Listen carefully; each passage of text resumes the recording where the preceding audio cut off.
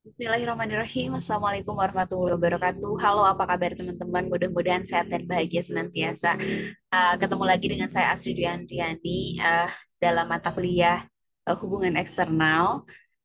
Untuk minggu kali ini, kita akan kuliah secara online melalui asinkronus gitu ya, tidak tatap maya tapi melalui video pembelajaran di YouTube. Setelah sebelumnya kita pernah ngobrolin soal identitas, terus citra dan reputasi, kemudian mempraktekannya. Nah, hari ini kita akan ngobrolin soal media relation, atau bagaimana caranya seorang humas berhubungan gitu ya, secara eksternal kepada pers gitu ya. Kenapa sih pers ini tuh penting? Karena pers itu pers-pers yang besar tentu saja ya, karena mereka tuh adalah key opinion leader gitu ya, atau penggiring opini publik gitu ya.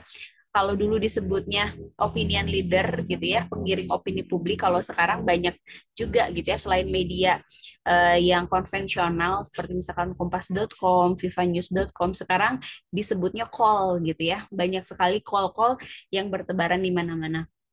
Call tuh apa? Key opinion leader. Mereka tuh siapa?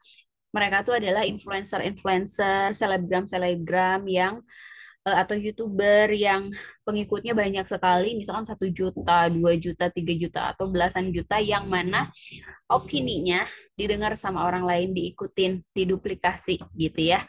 Saran-sarannya juga diikutin gitu.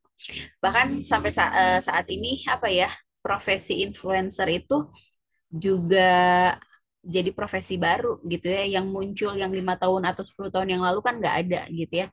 Saya juga sempat apa ya, sempat amazing juga gitu ya. 5 sampai 10 tahun yang lalu saya suka nanya sama anak-anak komunikasi, kalian mau jadi apa sih? Rata-rata pengen jadi editor, pengen jadi news presenter, pengen jadi kameramen. Kalau sekarang wah, dengan bangganya mereka pengen jadi influencer, pengen jadi YouTuber dan lain sebagainya. Nah, tapi di luar daripada itu, saya sambil sekalian ya, kita nggak akan ngobrolin soal uh, key opinion lead. Yang akan kita obrolin adalah bagaimana uh, media relation, bagaimana seorang humas tuh ini apa ya, seorang humas tuh berhubungan baik dengan press gitu ya. Press tuh siapa sih? Press, apa bedanya press sama pers?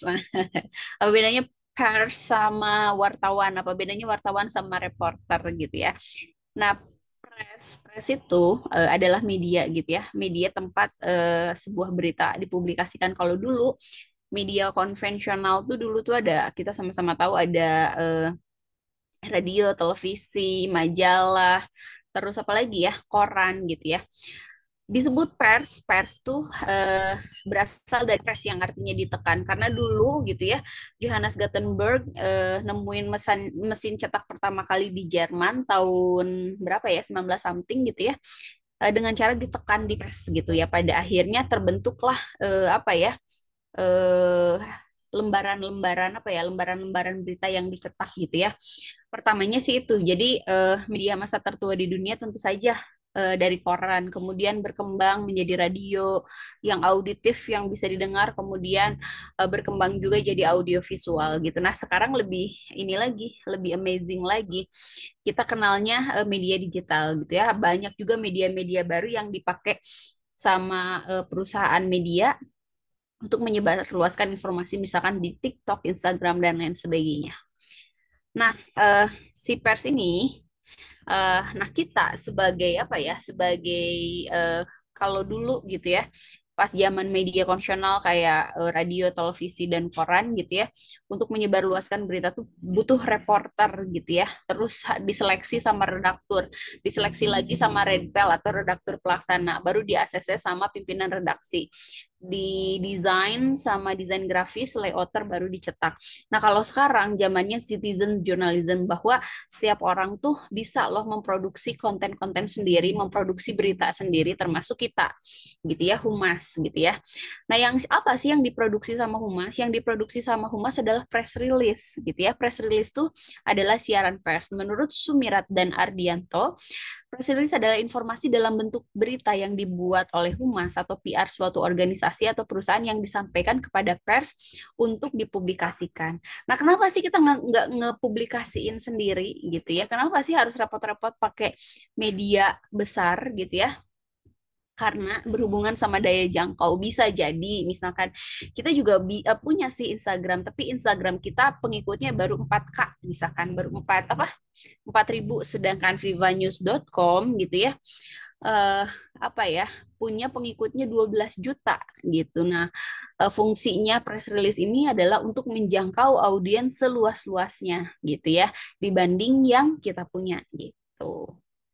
Nah, terus jenisnya apa aja sih? Apakah sama berita tuh kayak berita apa ya? Kayak berita wartawan pada umumnya. Nah, kalau teman-teman ikut masuk jurusan jurnalistik, kita bakalan biasanya belajar tuh jenis-jenis berita. Ada straight news, berita langsung, ada soft news, ada feature, ada depth news, berita mendalam, ada investigative news. Nah, yang kita produksi bukan berita seperti itu, teman-teman.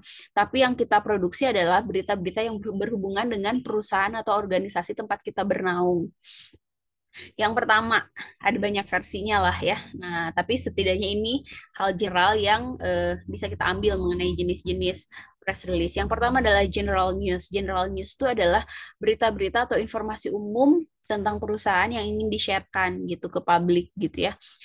eh Misalkan informasi, misalkan identitasnya apa gitu ya, identitas perusahaannya. Terus misalkan ada lagi event press release, kalau misalkan kita mau bikin event baru gitu yang harus apa ya, yang harus diketahui sama publik, atau misalkan ngajak publik untuk ikut, misalkan eh Hemaviton menggelar lomba maraton, misalkan seperti itu kan, pengen diikutin sama orang banyak. Atau misalkan PT ABC menggelar lomba mewarnai untuk anak, misalkan seperti itu. Atau launch release atau product press release.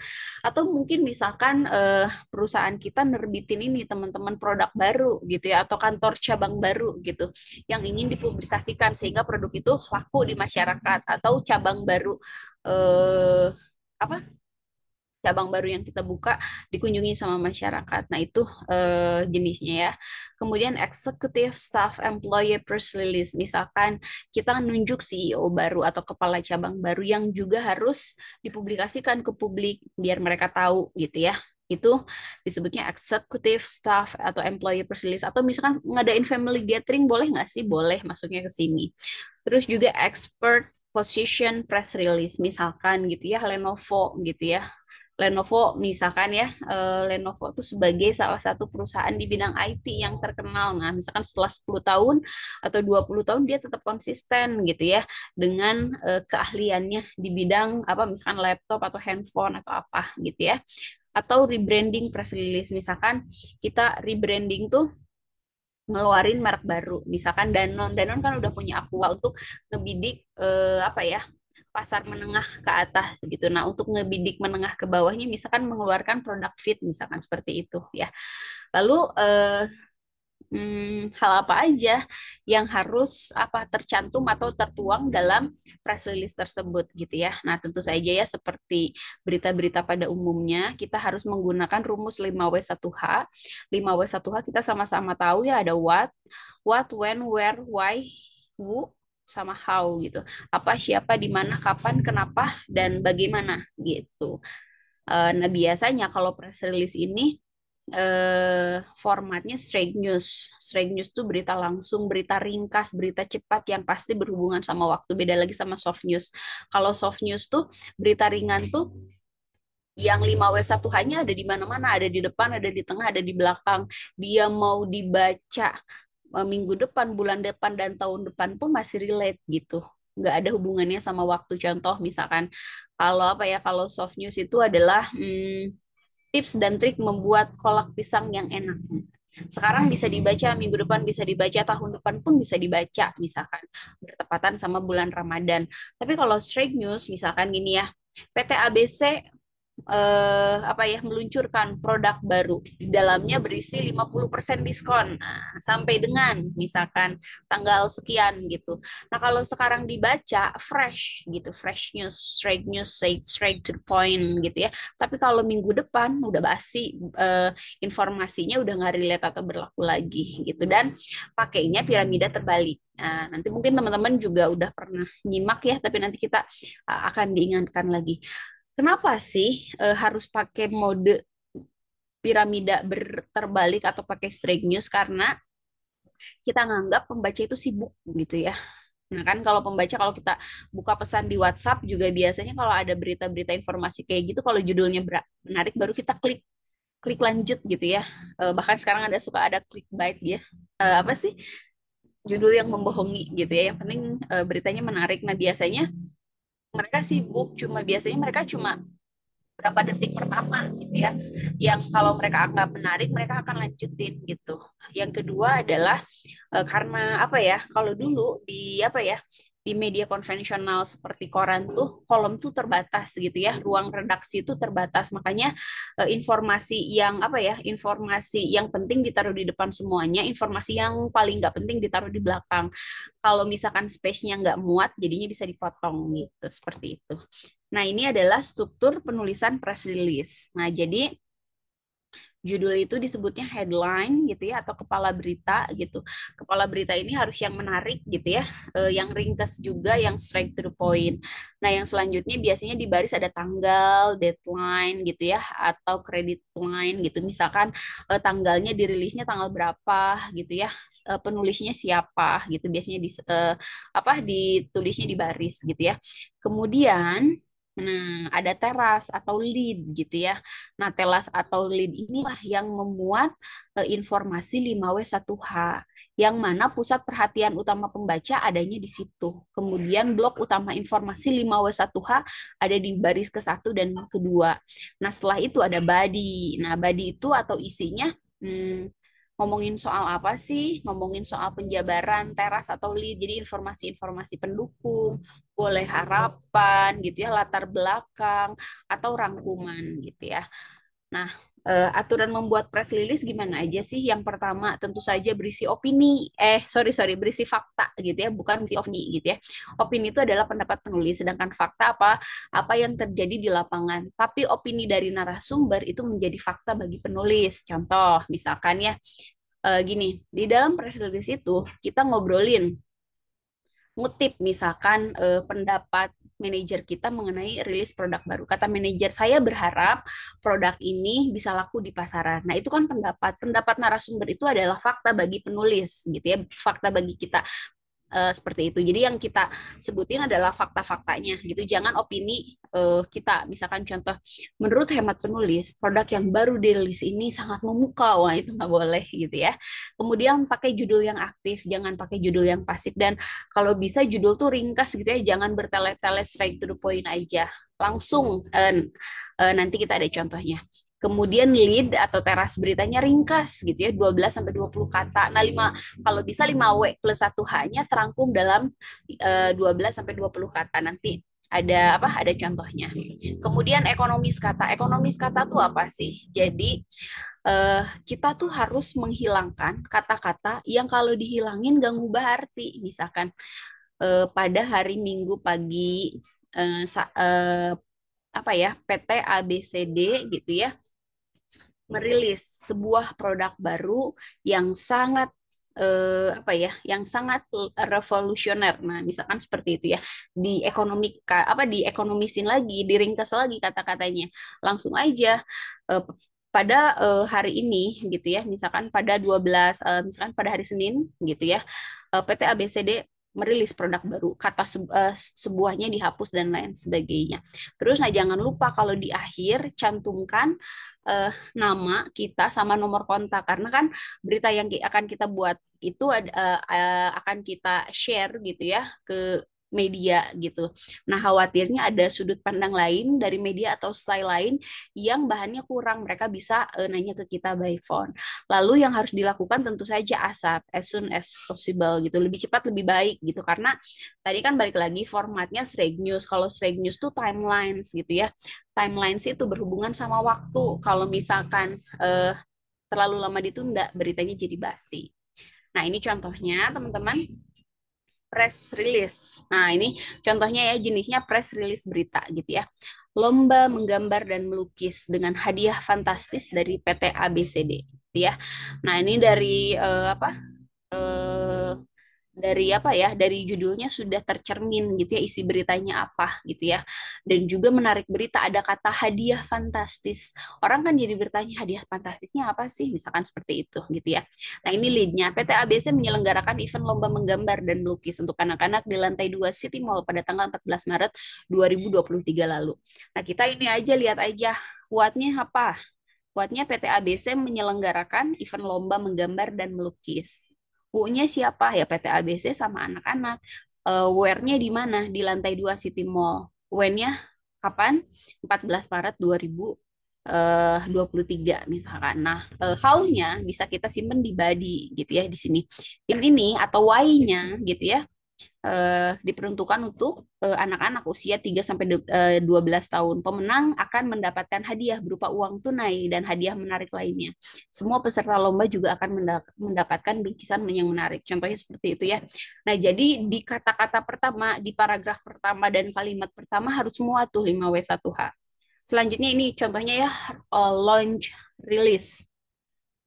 PT XYZ hadirkan kasur organik yang nyaman dan mewah. Gitu ya. Nah, kita dari judul kita bisa tahu gitu ya kalau si PT XYZ ini menghadirkan varian baru kok kasur organik. Hah, organik emang sayuran. Nah, berarti kan kita pengen tahu gitu ya. Coba kita lihat kelitnya.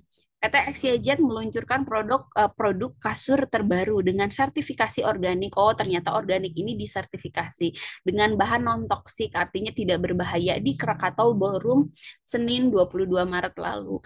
Nah, di sini ada what-nya, who-nya, where-nya, when-nya, dan ada informasi tambahan di body-nya atau di tubuh beritanya. Sebagai perusahaan perintis kasur bersertifikat organik, PT XYZ kini menghadirkan beragam kasur organik dengan harga yang lebih murah tanpa mengabaikan kualitas. Nah, terus saja informasinya disampaikan.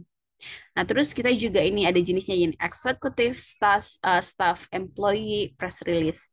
Contoh, Hotel A menunjuk Mr. XY sebagai chairman atau CEO atau general manager atau apapun gitu ya. Di sini lead-nya memuat 5W1H, kemudian di body-nya memuat informasi tambahan. Nah, begitupun dengan expert position press release. Misalkan PT Komputer Oke telah terbukti menjadi perusahaan komputer ternama yang sukses meluncurkan berbagai perangkat keras, perangkat lunak, dan jasa AI lainnya.